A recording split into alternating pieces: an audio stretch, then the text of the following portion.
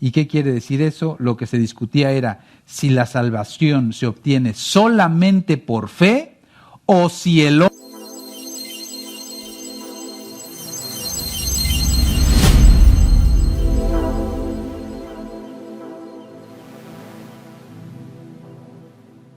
El movimiento de la Reforma que comenzó en 1517, ese movimiento religioso buscó restaurar el cristianismo a la sujeción de las Escrituras y no al liderazgo religioso. Ustedes se acuerdan que en aquel entonces, y como sucede todavía no solamente en el catolicismo, sino en muchas otras religiones, el liderazgo religioso había tomado control de la iglesia y querían ellos imponer, el sistema religioso buscaba manipular a la gente, a los asistentes, para que siguieran una serie de normas que ya se estaban desviando por completo de la enseñanza de la palabra de Dios. Entonces, Martín Lutero escribió en contra de esas enseñanzas que estaban desviando al cristianismo de la sujeción a la palabra de Dios y lo estaban llevando a sujetarse a una serie de normas. Martín Lutero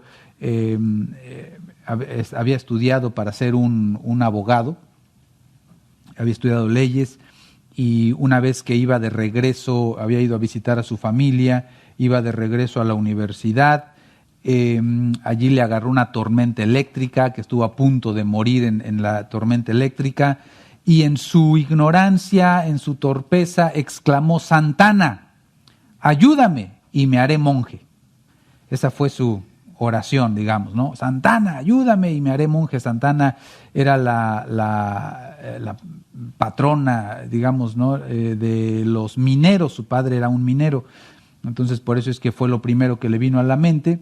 Y como salió vivo de aquella tormenta eléctrica en medio del bosque, a las semanas siguientes fue y se metió a un monasterio agustino, en donde se convirtió en un monje muy estudioso, pero el estudio de la palabra de Dios desde el punto de vista legal le llevó a notar, a hacer ver o a distinguir que en el libro de la epístola de Pablo a los Romanos hablaba de una justicia, la justicia de Dios. Y él cada vez que escuchaba de la justicia de Dios se ponía a temblar, porque él entendía que Dios es santo, el hombre es pecador, y él decía, si Dios aplica su justicia, me va a desbaratar.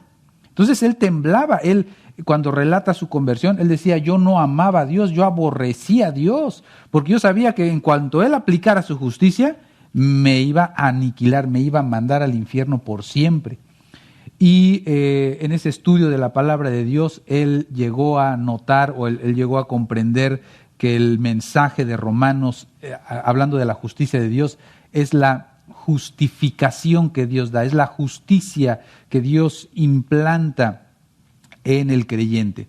Entonces, al comprender eso y al ver la práctica manipuladora del liderazgo católico, fue que empezó a tener inquietudes y, como les decía, escribió 95 sentencias, 95 frases para llamar a los líderes a reflexionar, a decir, señores, ustedes están, les decía a los líderes, señores, ustedes están imponiendo en la gente que se da cuenta que ha pecado, les están imponiendo una carga para ganarse la salvación, cuando la Escritura enseña algo diferente.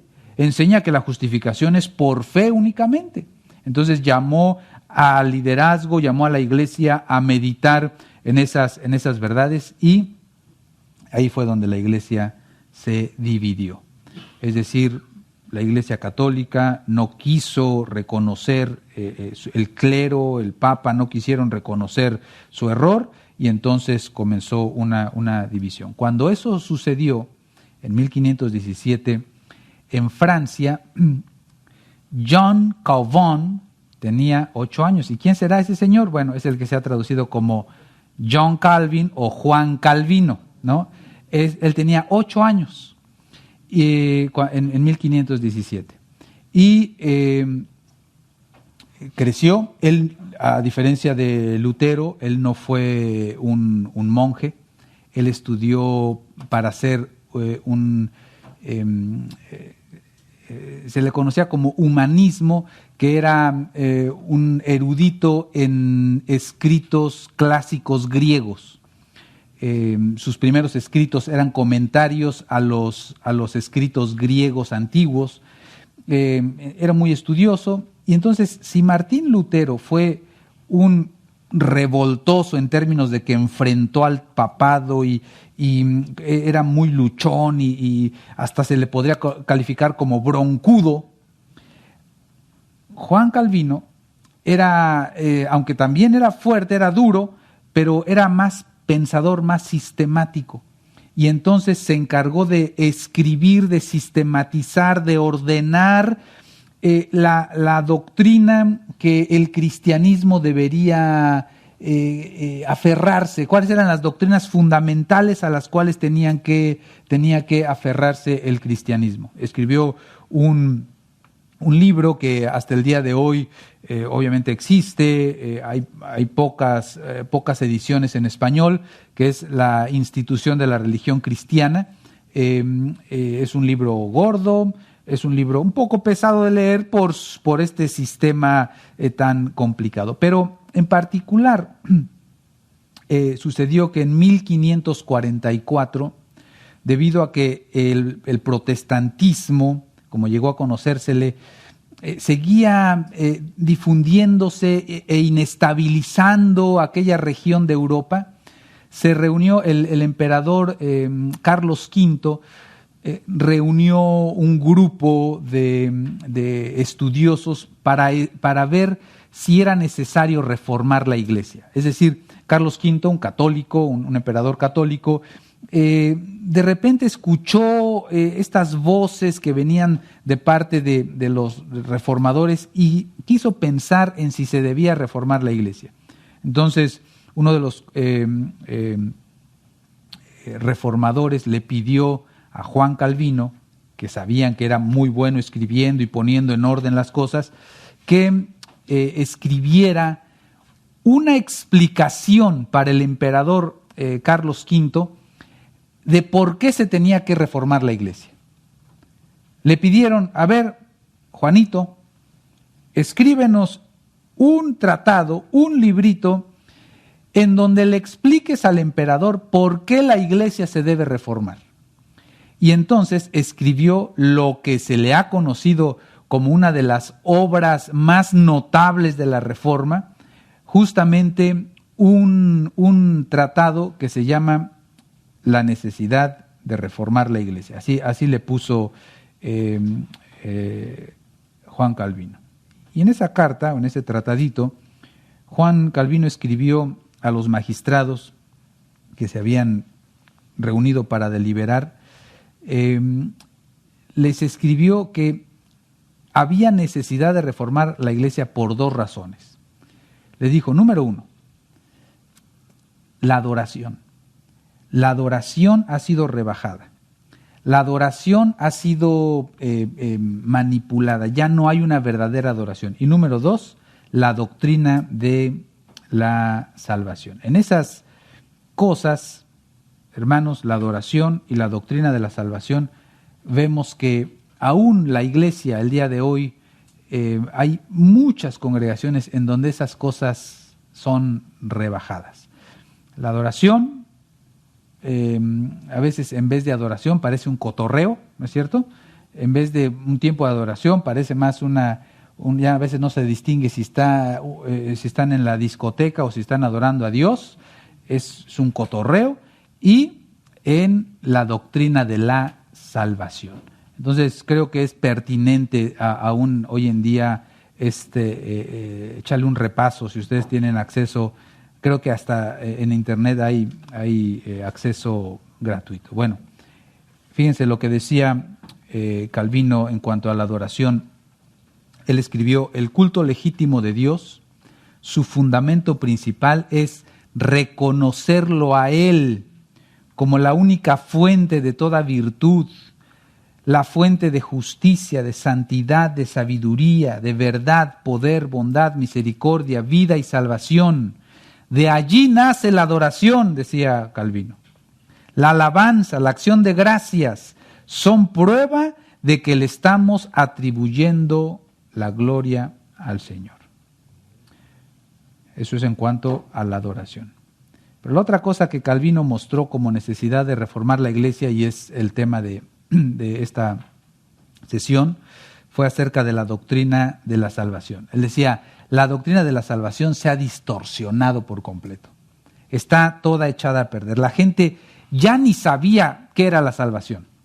La gente ya ni sabía para qué se necesitaba la salvación. Estaban completamente ignorantes de lo que la enseñanza bíblica decía. Ni siquiera sabían cuáles eran las evidencias de que alguien había sido salvado. Entonces, el tema del pecado original había levantado todo tipo de preguntas enredadas, filosóficas, que habían terminado por desechar lo que la Biblia enseña acerca del pecado original y habían comenzado a enseñar el famoso libre albedrío, que habían hecho a las personas arrogantes, pensando que podían salvarse por sus propios méritos, por su propia decisión, por algo que ellos habían hecho por su propia virtud y no dejaban lugar para la gracia de Dios. Calvino escribió que no había punto que fuera tan debatido o que fuera debatido tan intensamente como el tema de la justificación. ¿Y qué quiere decir eso? Lo que se discutía era si la salvación se obtiene solamente por fe o si el hombre debe colaborar un poquito para ser justificado. Entonces, algo que Calvino lamentó en este escrito, del que les estoy haciendo un breve resumen, que ustedes pueden revisar con mayor detalle.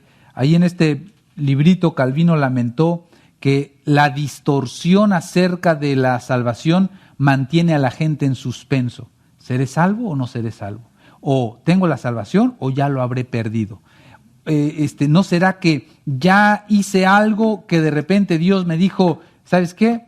Ya no te perdono, ya te perdoné mucho, ya me cansé de estarte perdonando. Y entonces Calvino decía, la gente permanece en una especie de suspenso, de incertidumbre por saber si la salvación la tienen o ya no. Y de hecho Calvino califica esas dudas y suspensos como diabólicas. Dice, porque extinguen la confianza que un creyente tiene en el poder de la cruz de Cristo. Hacen menos la redención que Cristo hizo y la salvación de los hombres creyentes es puesta en duda. Calvino califica esa duda como un error pestilencial.